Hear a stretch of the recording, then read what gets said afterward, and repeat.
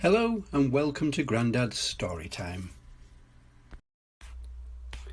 Percy the Park Keeper by Nick Butterworth. The Cross Rabbit. It was a bright, cold winter's day. Snow had fallen in the night, and now everything in the park had turned into a guessing game. "It looks wonderful," said Percy the Park Keeper, "but it makes a lot of work." Standing next to Percy was a rather old and cross-looking rabbit. "Well, quite so," said the rabbit. "But now what about these mice? They're making a dreadful nuisance of themselves." Percy found it hard not to laugh when he saw what was making the rabbit so cross. The mice were having great fun. Percy began to chuckle, but quickly turned the chuckle into a cough. After all, this was no fun for an old rabbit who only wanted to curl up and sleep through the cold weather. "Now come along, you mice," said Percy. "You must go and play somewhere else. And," he added, "try to stay out of mischief." The mice looked very disappointed. Slowly they walked away, dragging their toboggans behind them. The old rabbit said thank you to Percy and then disappeared into his burrow. Percy got on with clearing the snow. It was hot work, even in the cold weather. First he took off his cap, then his scarf, and then even his gloves. Percy worked hard all morning. He mopped his brow again and looked at his work.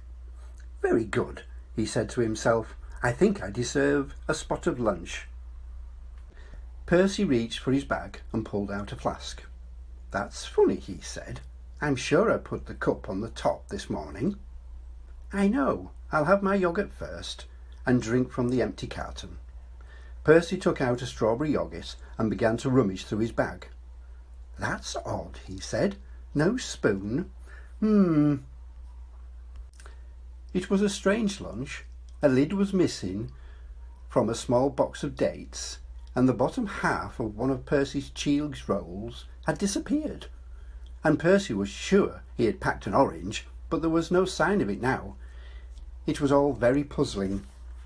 He felt colder as he went back to work. He reached for his scarf and his cap, but now they had disappeared too. "This is most peculiar," said Percy.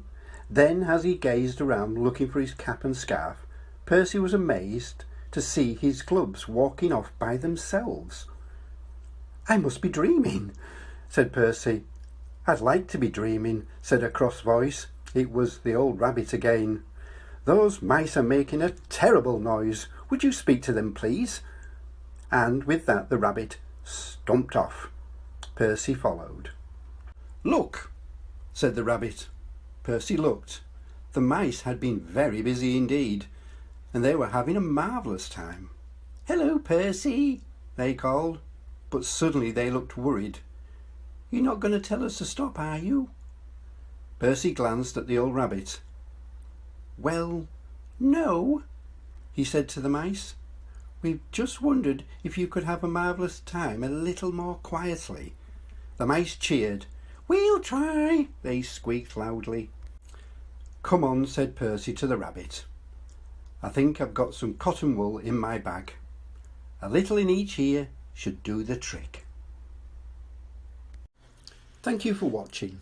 If you like this content, please give me a big thumbs up and subscribe for more stories.